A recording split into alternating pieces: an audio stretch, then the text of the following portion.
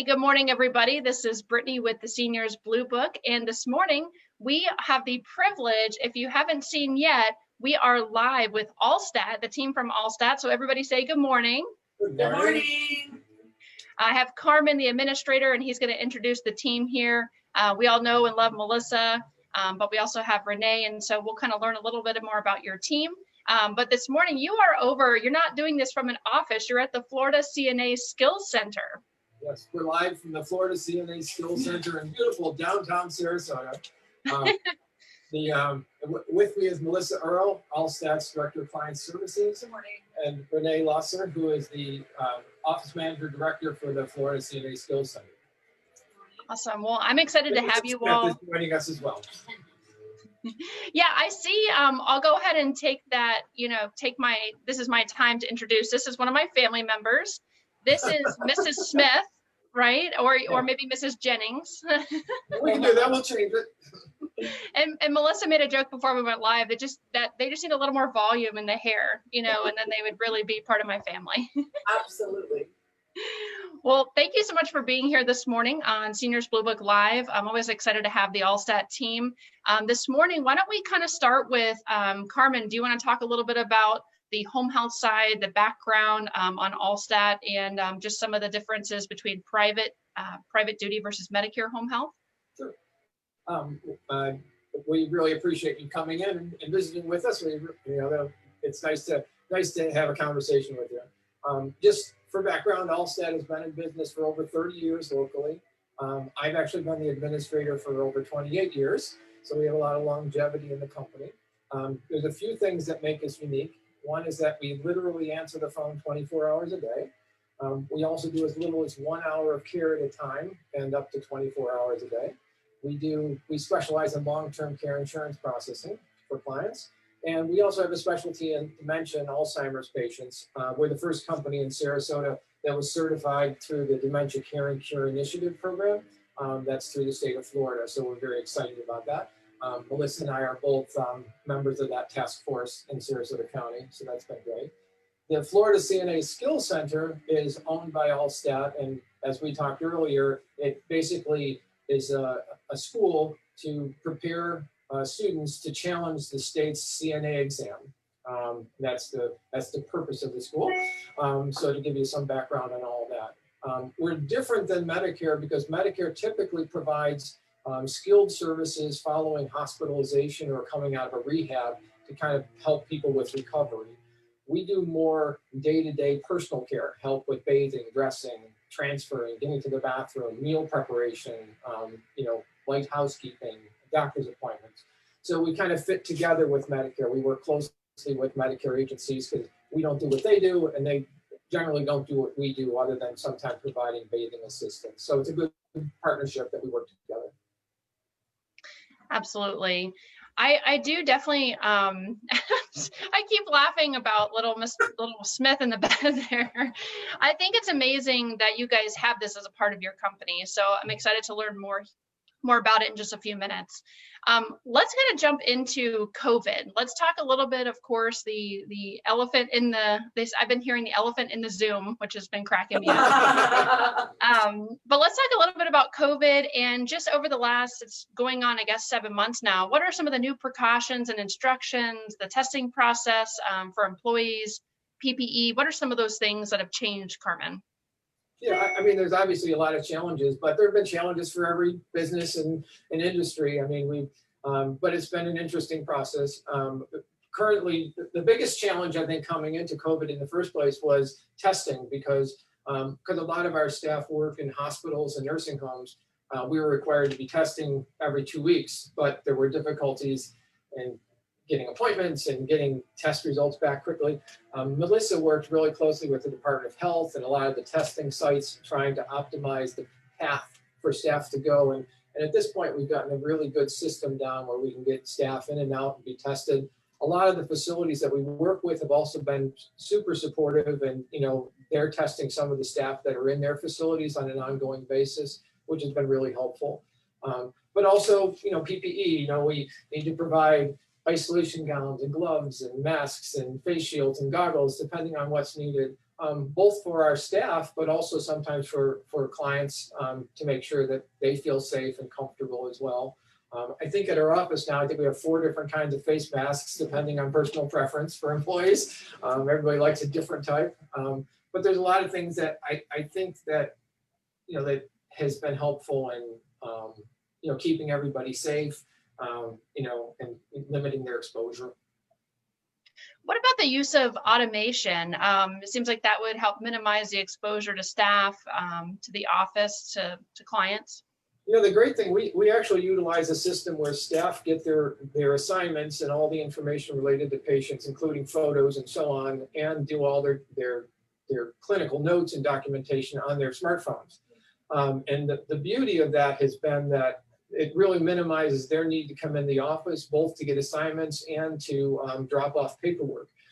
So it keeps them safer, keeps their clients safer by minimizing their points of contact, and it's worked spectacularly, honestly, for keeping us organized and kind of addressing the needs of the clients. Most of our clients have really appreciated that we manage it that way, just because they're worried about their mom or their dad, and the fewer points of contact, the better.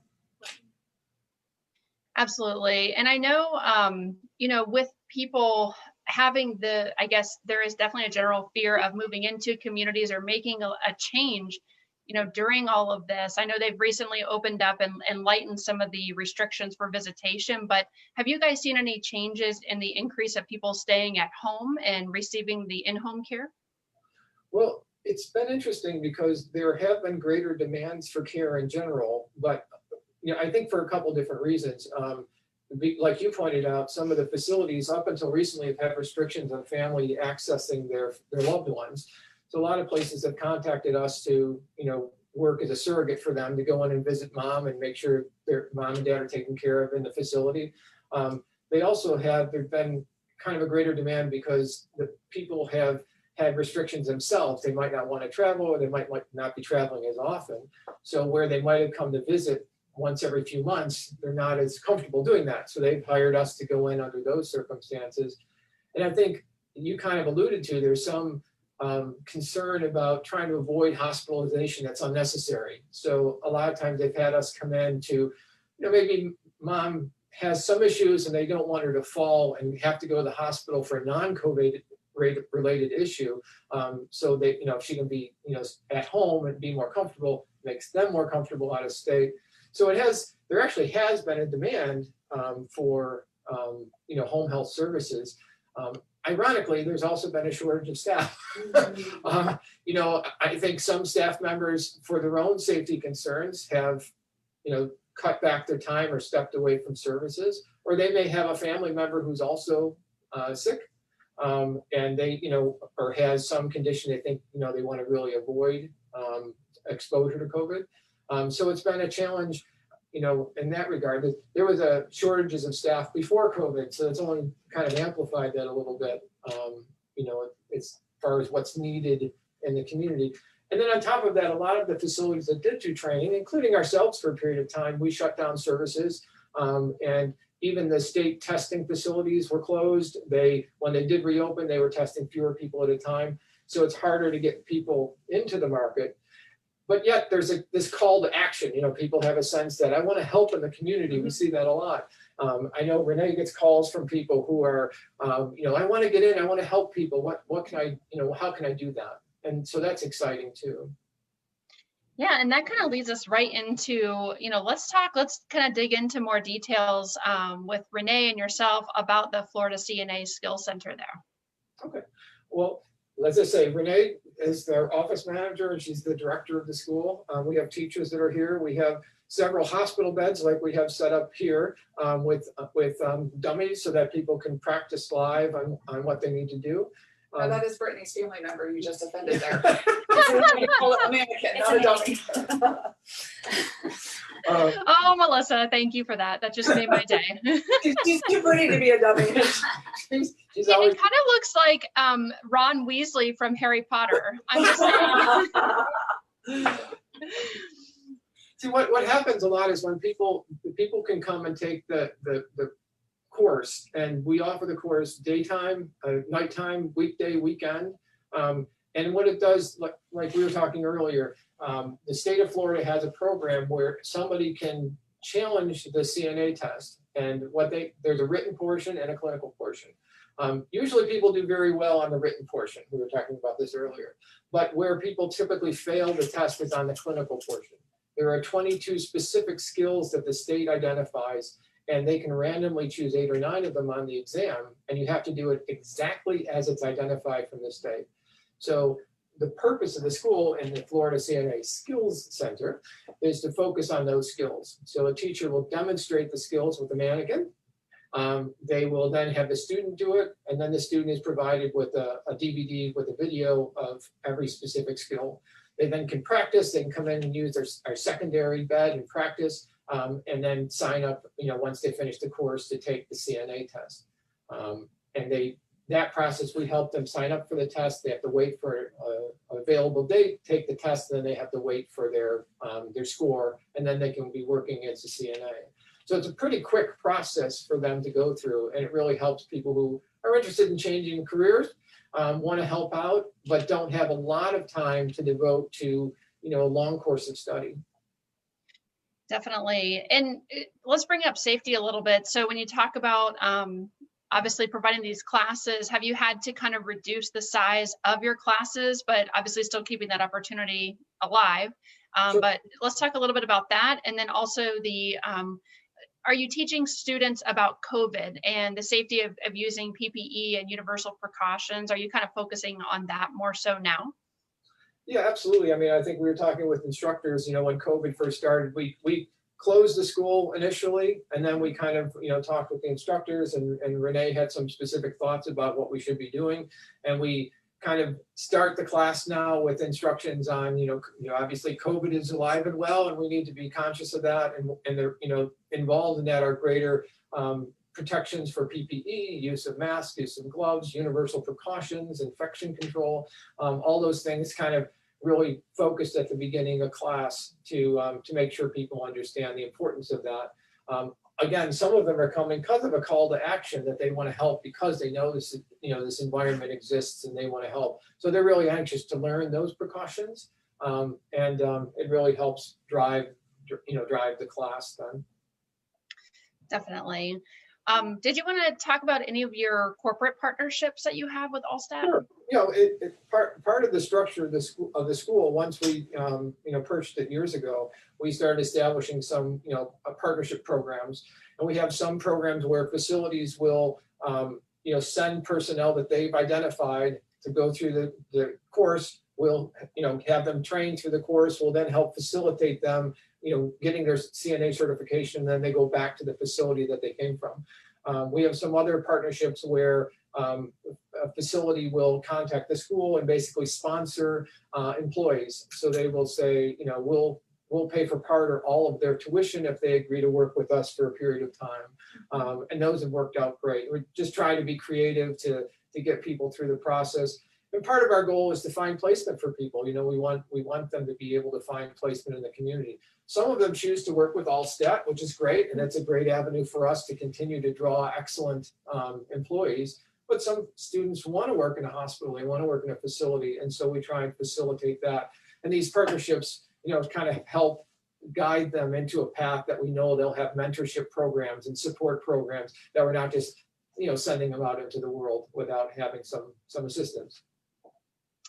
And with coming on board with you guys, I know I've seen that you guys do 3 different languages for your online applications. And let's talk a little bit about that, the integration and what it would be to become an employee of Allstat. Yeah, we wanted to, again, with when we do a lot of things that are automated, and we wanted to have, in the past, our applications we did in office on like iPads and things like that to minimize the information they had to enter. They could enter their address once, for example.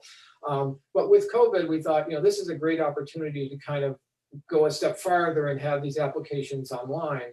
So we, automated that whole process so people can sign in and do the application online. They can even leave and come back and pick up where they left off to make it easier. But we also found that while we want employees to be able to communicate with their clients. Because of the depth of the information in the application, we thought it was pertinent for them to be able to process the application in their native language so that they have a better understanding and comprehension of their requirements and so on.